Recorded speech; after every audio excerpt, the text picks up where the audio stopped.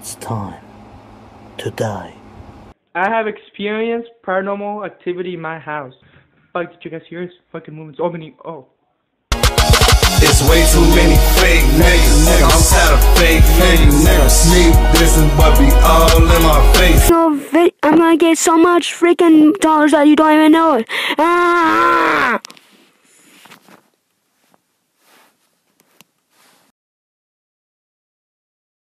Hey, what's up everyone, and welcome to the 6th review for the month of Gorror, and this time I am taking a look at The Shrine, which was recommended to me by someone on Facebook. You know who you are if you're watching. And this movie, I had no idea what it was, but what it ended up being was a movie about a gargoyle statue, which is the second movie in a row that has to do with gargoyles that I'm reviewing. Go check out my review for Tales from the Dark Side of the movie. Advertising my own stuff, yeah. Demons, possession, masks with spikes in them to impale the eyes. There's priests that are evil. What else is it? Oh, it's a European country, the Czech Republic, where a bunch of white people go there and are getting killed. Never seen that before in a movie. No, never. Dumb white people doing dumb white people stuff, going to a friggin' country they shouldn't be in to investigate some dumb bullshit. That's what every one of these movies does.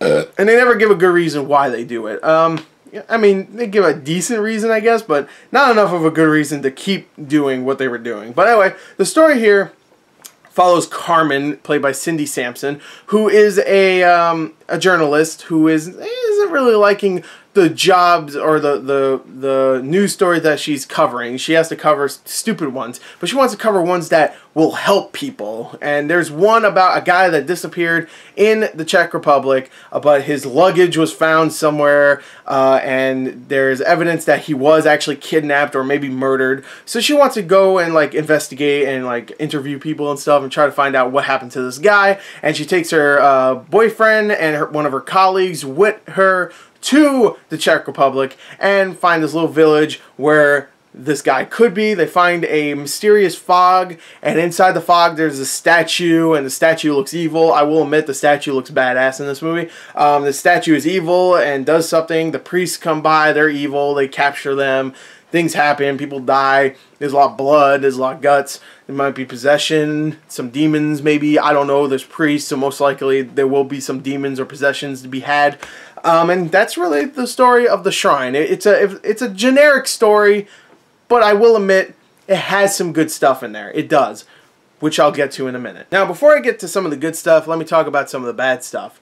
One thing I have to mention is some of the acting. Some of the acting in this movie is either meh, okay, or bad. There's some really bad side acting in here, like side characters and their actors, the supporting actors, do not do a good job. Like in the beginning, there's like some really bad supporting actors. There's the mother of the person that they're trying to find, I thought was really bad. The boss of the main girl, Carmen, I thought he was bad. The colleague that comes with them, who's a main character, I thought her especially, she was bad. She was really bad. She was reading the dialogue like she didn't know what the hell she was reading. Like, it was really, really bad.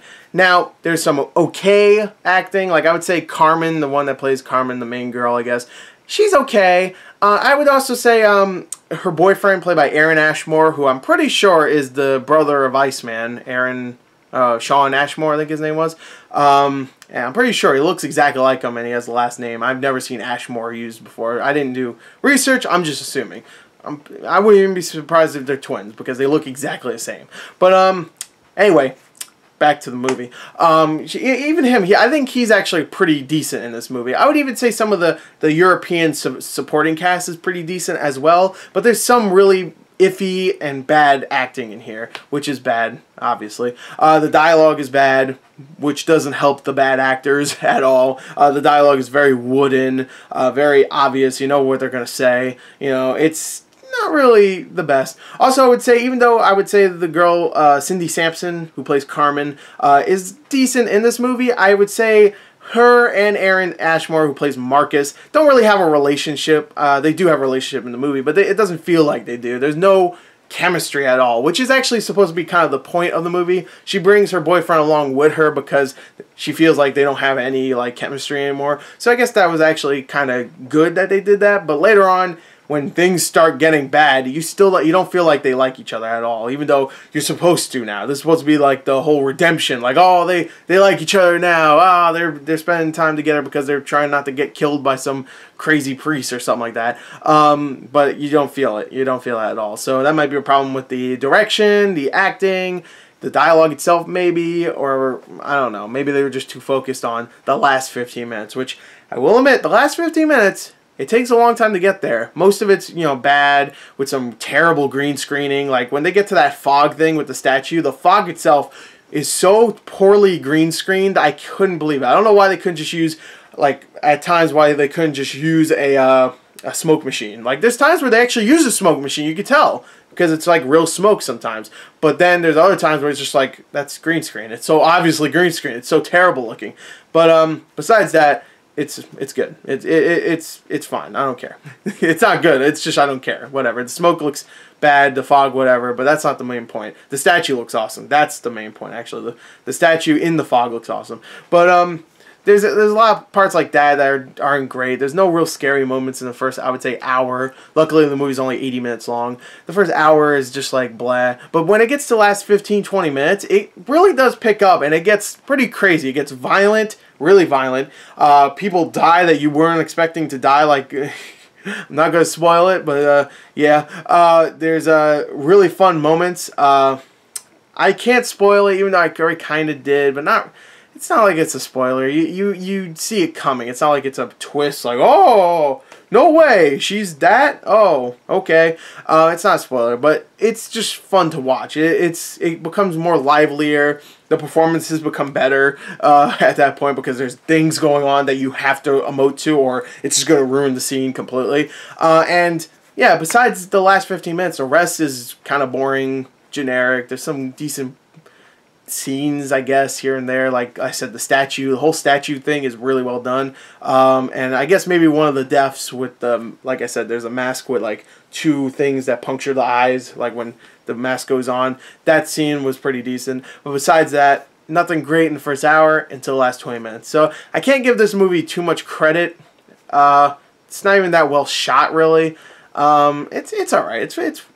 It's commendable, I guess, for I think a first-time director. I would give this movie, it a 25 out of 40. I really like the first, the last 15-20 minutes, and there's a couple scenes here and there in the first hour that I like, but it's not something you should rush out to see. If you do want to see it, it's on Netflix, though, so that's where I've been watching a lot of these movies. So go check it out if you want. But besides that, nothing too special about this one. So there you go, that's my review. I hope you enjoyed it. Thank you, until next time, goodbye.